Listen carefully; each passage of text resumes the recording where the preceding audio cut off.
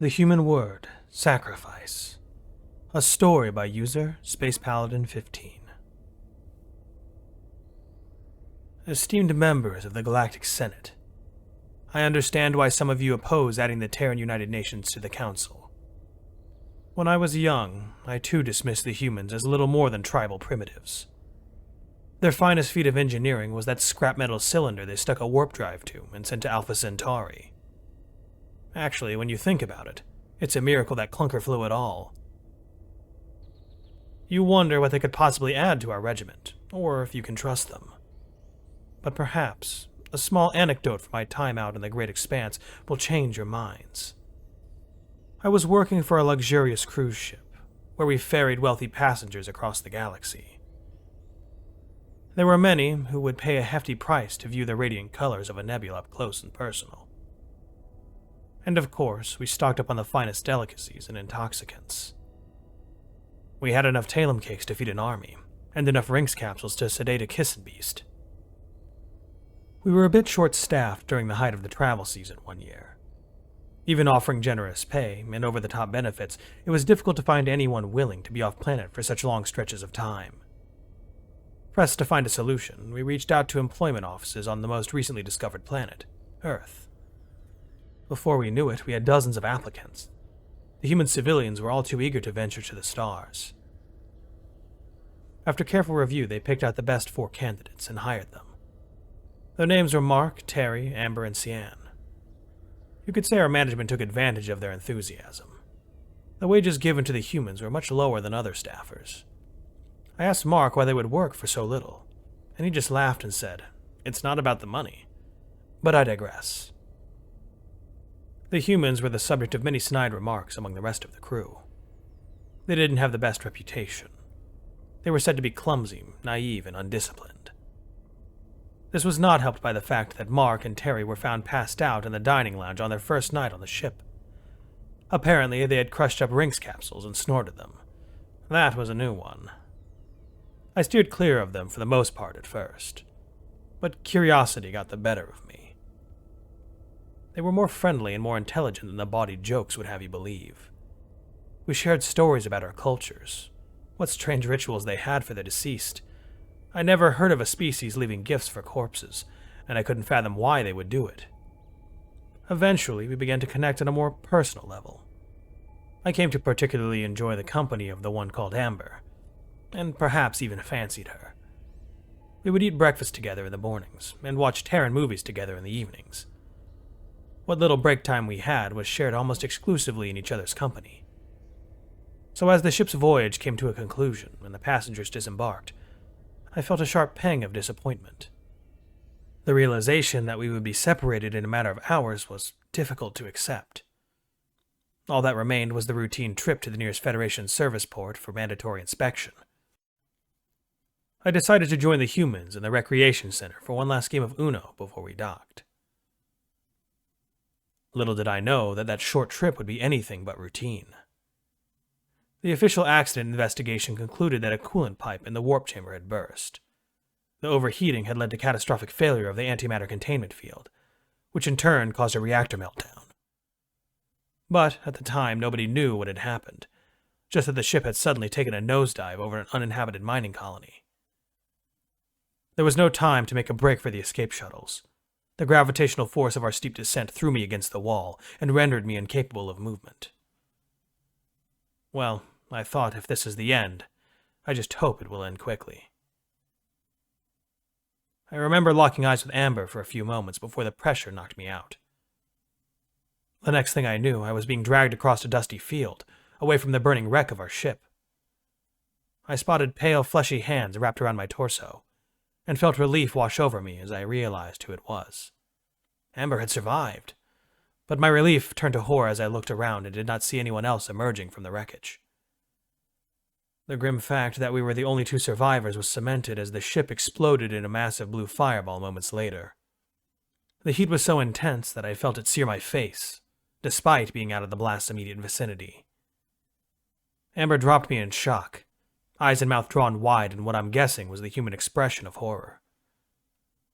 We both knew there was no way the crewmates trapped inside the wreckage had survived that. I could only offer her my thanks for saving my life and some empty words of comfort. We watched as the flames died down, trying to process what had happened. Amber snapped out of it first, suggesting that we sift through the wreckage and try to salvage whatever we could. Luckily enough, we discovered an escape shuttle with only minor damage. There was food and water tucked away inside. Amber did the best she could to fix up the shuttle, and I couldn't help but admire her handiwork. Humans are much craftier, much more knowledgeable in engineering than they let on, that's for sure. She was able to get its systems running and its engine operational in the span of a day. I was ready to set off then and there. We could plot a course across the system that would take us in range of the nearest communications relay. The shuttle lacked FTL capabilities, so it would take months to reach its destination, but the promise of returning home eventually was good enough for me. So why did Amber look so sad? I asked her what was wrong, and she gave me a half-hearted smile. "There are only enough supplies on board for one of us," she said. Her demeanor made more sense to me now, and my tentacles trembled with sadness. I would take no pleasure in fighting her for the vessel either. We were close friends, but this was a matter of survival. Yet, I wondered why she did not just take off without me while I slept. It would have been the smartest move. "So, I've decided that you should take the ship. Just activate the distress beacon once you're in range of comms, and you'll be fine," she continued. I stared at her in disbelief. It made absolutely no sense that she would choose my survival over her own. The food and water in the shuttle was all that was intact after the crash. Remaining on the planet would condemn her to certain death. But she said it in such a matter-of-fact way, as though it was the most logical choice. I almost felt compelled to argue with her for making such a foolish offer.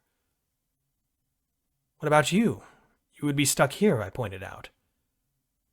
Amber met my eyes. "I'll be here, waiting for your return. Don't you forget about me, all right?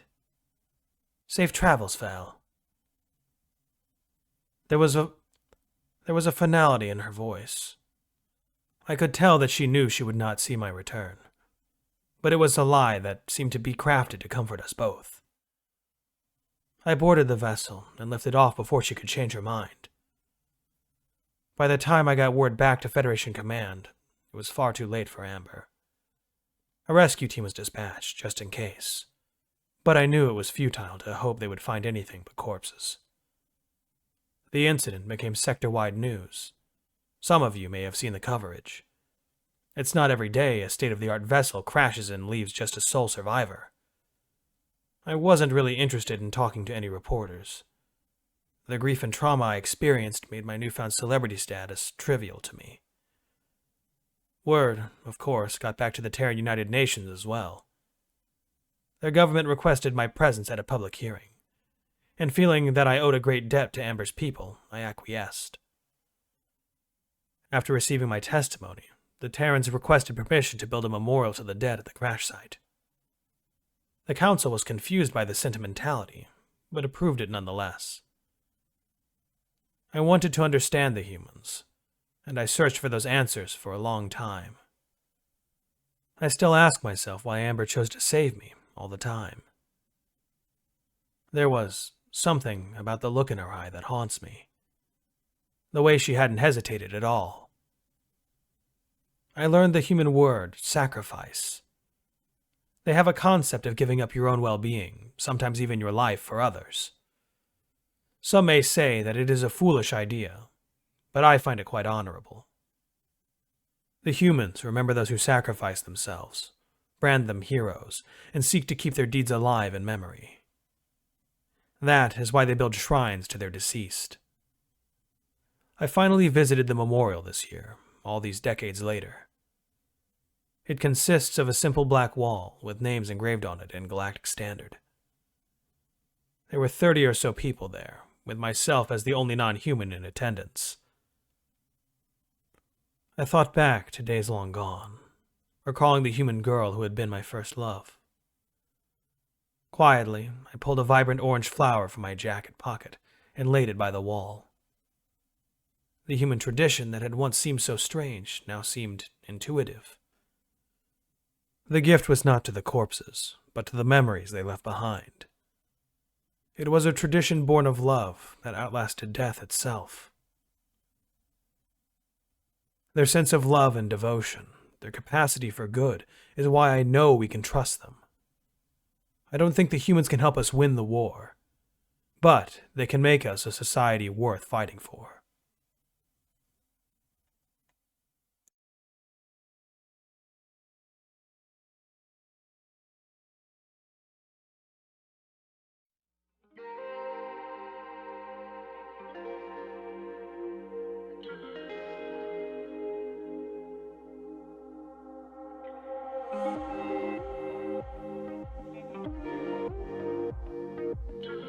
If you're new here, welcome aboard. Check out the description for the story, and join the Discord if you like. Consider supporting the channel and the author as well. It's a dangerous world out there, but remember to be brave and look up to seek the stars.